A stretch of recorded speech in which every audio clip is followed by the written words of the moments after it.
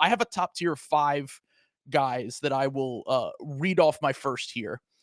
And no pun intended, I'm going to read off who's on my... I have Reed Sheppard number 1 on my board. Woo!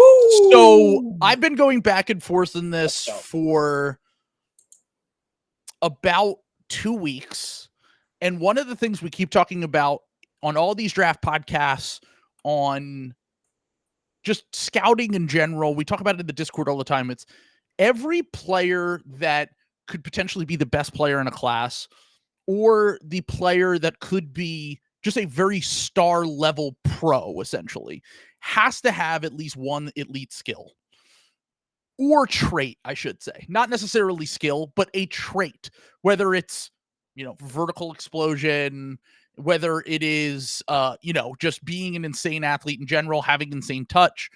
And Reed is one of the few guys in this class that was highly, highly productive in his 1 year at college, despite all of the size concerns, despite the fact that, he wasn't even like a clear top 5 recruit coming into Kentucky. He's a guy that I think is going to fit on a lot of teams because what he can do offensively. And I feel like defensively, I don't think that you just said guard defender. I think he falls more into the category of neutral to slight positive on defense, with potential to be better. I don't know if he necessarily has the tools to be like a lockdown defender.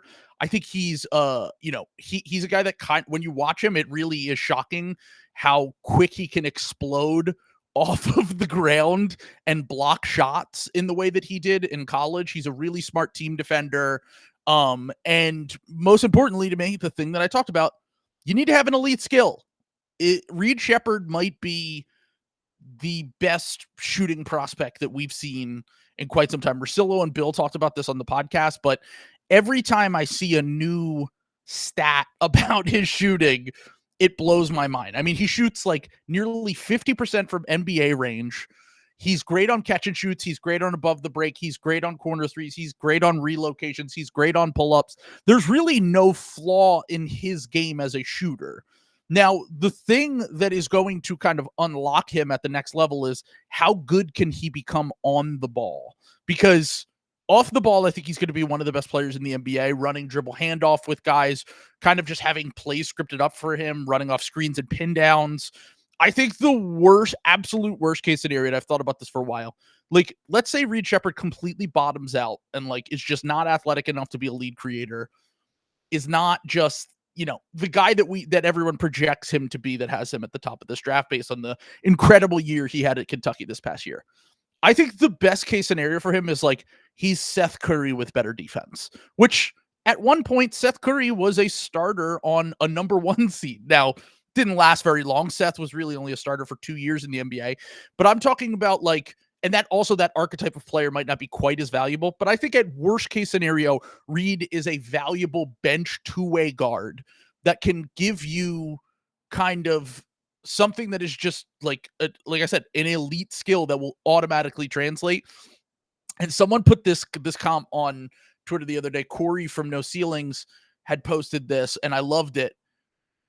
The comp for him, and I really think that this is because I've been trying to think over and over, like everyone's like, oh, he's kind of like Fred VanVleet, or maybe like, not as athletic like a Kyle Lowry, but there really isn't one that's like a current player that kind of is in the mold of him. He definitely has elements of like other white American guys like TJ McConnell and Austin Reeves in his game, as people have pointed out.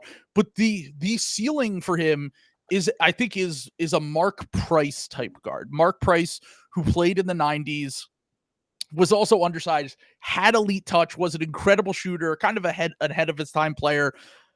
I don't think Reed's going to ever be a run 100 pick and rolls a game guy. Like, I think he's just always going to be one of the best off-ball movers and shooters in the NBA. I think he's going to be someone that could just be part of winning teams because of what he does on defense.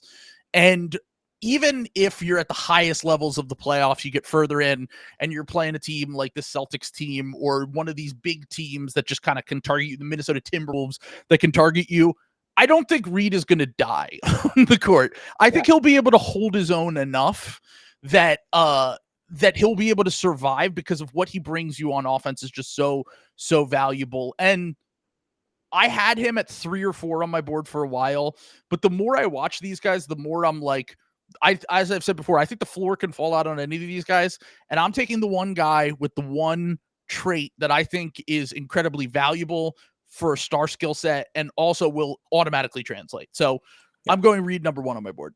He's number 2 on my board.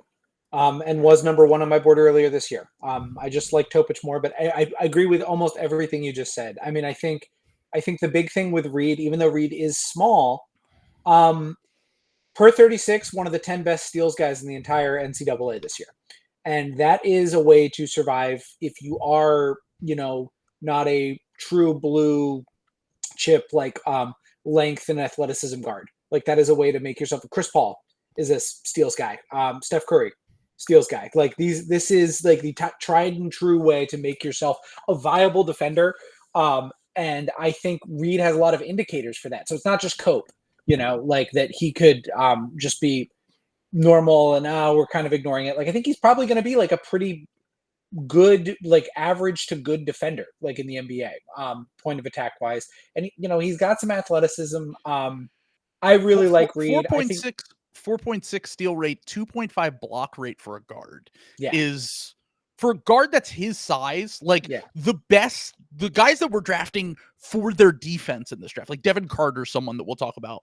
Yeah. That's someone you're drafting because I think Devin Carter has potential to reach all defense. He's the only guard I could think of in this class that has a higher block rate than Reed Sheppard. Yeah. And like the reason why you talk about the long arm athletic guys, like he has a 6'9" wingspan. He has potential to be a real legit all defense level guy in the NBA.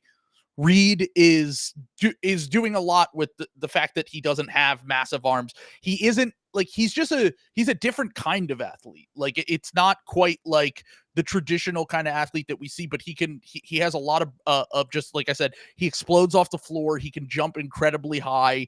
He can contest shots all over the place. I really do think that his defense is going to be at least passable in the NBA. And then the offense is really what sold me on him.